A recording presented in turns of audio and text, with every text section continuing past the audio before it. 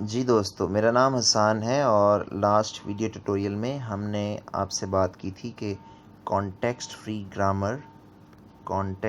Grammar किसे कहते हैं, CFG। तो कॉन्टेक्स्ट फ्री ग्रामर एक जनरेटर है कॉन्टेक्स्ट फ्री लैंग्वेज को जनरेट करने के लिए। और मैंने बताया था कि इसमें हैं प्रोडक्शंस, और आज उसकी हमने एग्ज़ाम्पल्स भी देखी थी प्रोडक्शंस की। आज हम कुछ एग्ज़ाम्पल्स देखेंगे CFG की, कि CFG की एग्ज़ाम्पल यानी CFGs बनाएंगे बेसिकली। तो स्टार्ट करते हैं CFG बनाना। सबसे पहले जो मैं CFG बना रहा हूँ that is for a static के अज्यूम मैं ये कर रहा हूँ कि आपने थ्योरी ऑफ ऑटोमेटा स्टार्ट से लेके रेगुलर एक्सप्रेशन या फाइनाइट ऑटोमेटा कोई एक चीज़ आपने पढ़ी होगी, और अगर नहीं कवर की तो आप हमारा ट्यूटोरियल देखें जिसमें हमने फाइनाइट ऑटोमेटा के बारे में बताया। Okay, so a static. अब ए स्टैटिक एक ऐसी लैंग्वेज है, ये एक ऐसा सेट है जिसमें अगर आप ए की पावर को ज़ीरो कर दें तो इसमें नल आएगा, सिंगल ए होगा, इसमें डबल ए होगा, इसमें ट्रिपल ए होगा, इसमें टेट्रा ए होगा एंड सो ऑन। ए के जितने भी कॉम्बिनेशंस हैं वो सब इसके अंदर आ रहे होंगे। तो हमें एक ऐसा CFG बनाना है जो कि ए स्टैटिक को जनरेट कर सके। हमने कहा ना कि CFG is the generator for context free language. लेकिन आप ज़रा गौर करें तो आपको पता चलेगा कि ये तो रेगुलर लैंग्वेज है, यानी इसके लिए तो आपने RE भी बना लिया था और FA भी बना लिया था। तो अगर इसी के लिए CFG आपने क्रिएट किया है तो फिर CFG की ज़रूरत नहीं है, क्योंकि ए स्टैटिक तो रेगुलर एक्सप्रेशन से भी जनरेट हो सकता है। लेकिन ऐसा नहीं है। फिर कैसा है? ऐसा है कि context free grammar is more powerful than regular expression. Regular expression जो फीचर दे रहा है, CFG वो फीचर तो दे ही रहा है, लेकिन उससे एक्स्ट्रा फीचर्स भी दे रहा है। ठीक है, तो ऐसा नहीं है कि CFG सिर्फ रेगुलर लैंग्वेज ही जनरेट कर सकता है। रेगुलर लैंग्वेज तो जनरेट कर ही सकता है, in advance context free language को भी जनरेट कर सकता है। तो हम चीज़ को सिंपल रखने के लिए सिंपल एग्जांपल से स्टार्ट करें। देखें, अभी मैं स्टार्ट में 2-4 एग्जांपल्स के लिए CFG बनाऊंगा और बताऊंगा कि उसकी डेरिवेशन कैसे होती है। बाद में सिखाऊंगा कि बनाई कैसे है। Okay, S is to AS। Okay, ये मैंने यहाँ पर ए स्टैटिक के लिए मुझे 2 चाहिए प्रोडक्शंस, लेकिन मैं अभी एक लिख रहा हूँ जस्ट समझाने के लिए। तो अभी पार्शियल क्लेम मैंने ये कर दिया है कि ये जो एक प्रोडक्शन है, ये प्रोडक्शन यानी ये जो CFG है उसमें अभी तक एक ही यानी एक CFG, ये जो मैंने स्क्वायर ब्रैकेट्स बनाई है ये एक CFG है। इस CFG में अभी तक आपको एक प्रोडक्शन नज़र आ रही है, और ये मैं क्लेम कर रहा हूँ कि ए स्टैटिक इस प्रोडक्शन से जनरेट हो सकता है। देखें कैसे। उसके लिए हमें इसको डेरिवेट करना पड़ेगा। डेरिवेशन स्टार्ट करें आप। S इज़ टू डेरिवेशन में डबल एरो होगा, S इज़ टू AS।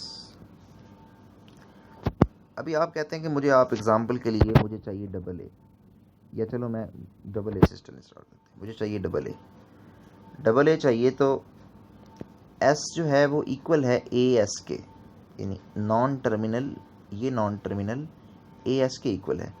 तो A तो एज इट इज़ मैंने लिख दिया, इस S की जगह पे मैं AS लिख सकता हूँ क्योंकि S AS के इक्वल है। देखिए मुझे डबल ए आ गया। आप कहते हैं मुझे ट्रिपल ए चाहिए, तो ये जो 2 A's हैं ये मैं एज इट इज़ लिख रहा हूँ, इस S की जगह पे मैं लिख रहा हूँ AS। 3 A's भी आ गए हैं। आप कहते हैं नहीं मुझे टेट्रा ए चाहिए, तो टेट्रा ए के लिए ये जो 3 A's हैं ये तो मैं एज इट इज़ लिख रहा हूँ, इस S की जगह पे मैं लिख रहा हूँ S की जगह पे AS। अभी आपके माइंड में क्वेश्चन होगा कि यार ये वर्ड्स तो जनरेट हो रहे हैं सारे, लेकिन S भी साथ आ रहा है। तो S को रिमूव करने के लिए हम एक और प्रोडक्शन इस CFG में ऐड करेंगे, that is S is to null. तो अब आपका ये बनेगा टेट्रा ए एंड नल। आपको पता है कि अगर कोई स्ट्रिंग नल के साथ कनकैट हो रही हो तो आंसर में वही स्ट्रिंग आ जाती है। तो आपको टेट्रा ए मिल गया।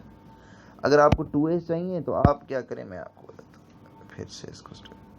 2s चाहिए तो आप 2s एज इट इज लिखे रहने दें, इस s को नल कर दें तो आपके पास 2s आ जाएंगे।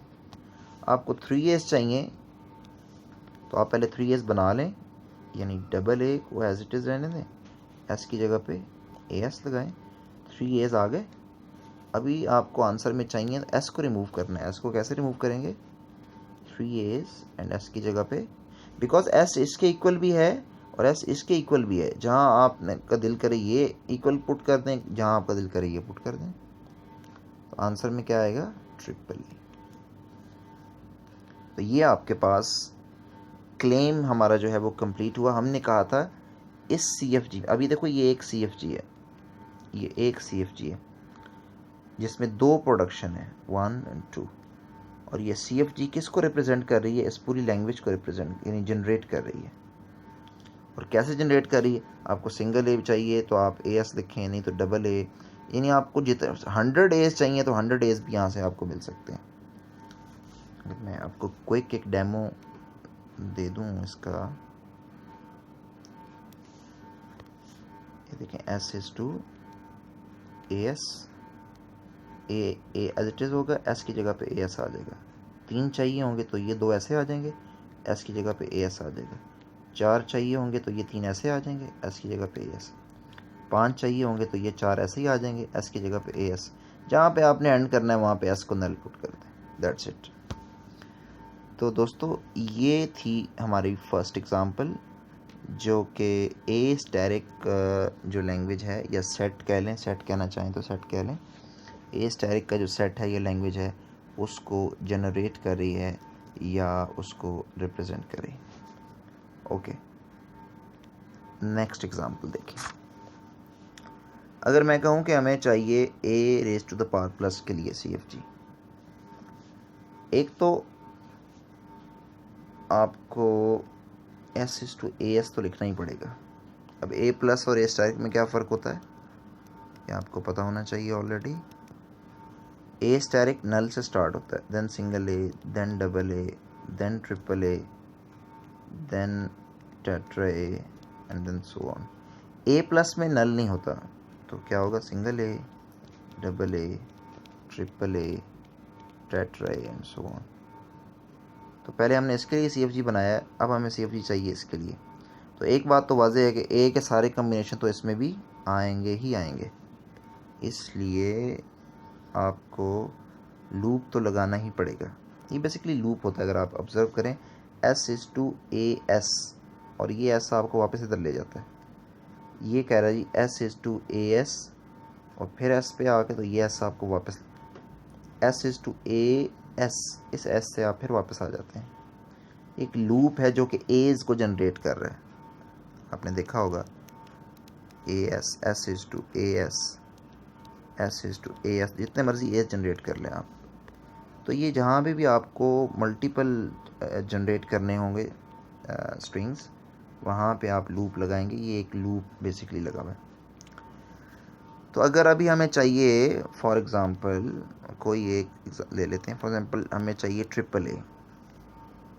ट्रिपल ए देखें कैसे मैं डेरिवेट करूँगा। डेरिवेशन के लिए डबल एरो होगा, S is to AS, ऐसे ही लिखा मैंने। अब आपको चाहिए तो 3 A के तो आपके पास आ गया, ये सिंगल ए लिख के S की जगह पे मैं क्या पुट करूँगा, गुड AS। ये double A as it is लिख दूँगा और S की जगह पे क्या पुट करूँगा, सॉरी AS। अभी 3A's तो मिल गए हैं, लेकिन क्या मिला है साथ इसके, S तो हमें नहीं चाहिए।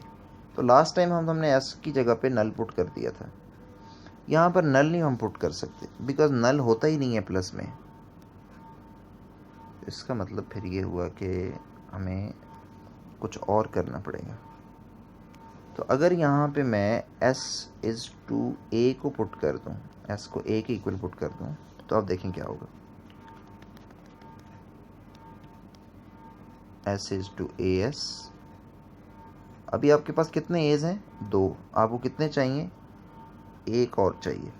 तो आप s की जगह पे as नहीं बल्कि s की जगह पे a पुट कर दें, तो आपको 3as मिल जाएंगे। क्लियर है? अगर हम इसको जनरेट कर लें ऐसे, s is to as, single a चाहिए तो इस सिंगल, अच्छा अब देखिए मैं गुड, ये अच्छा क्वेश्चन, सिंगल ए चाहिए, तो सिंगल ए अगर चाहिए आपको तो आपको डायरेक्टली आप इधर आ जाएं s इज़ टू a पे, ये आपकी प्रोडक्शन होगी सिंगल ए। तो ये सिंगल ए जो है ये यहाँ से रिज़ल्ट में आ जाएगा, कोई ऐसे इसके साथ लगा नहीं हुआ। आपको अब चाहिए अगर डबल ए, तो डबल ए के लिए s is to as, s की जगह पे मैं a पुट कर सकता हूँ, बिल्कुल s a के इक्वल है, तो डबल ए मिल जाएगा। अगर आपको ट्रिपल ए चाहिए तो s की जगह पे पुट करूँगा as, बिकॉज s as के इक्वल भी है ना, तो डबल ए मिल गया। तीसरा ए के लिए s is equal to a put करूँगा तो ट्रिपल ए मिल जाएगा। तो आई होप कि ये कॉन्सेप्ट जो है वो क्लियर होगा कि प्रोडक्शंस क्या होती हैं, CFG क्या होती है और इनको हम कैसे जनरेट करते हैं।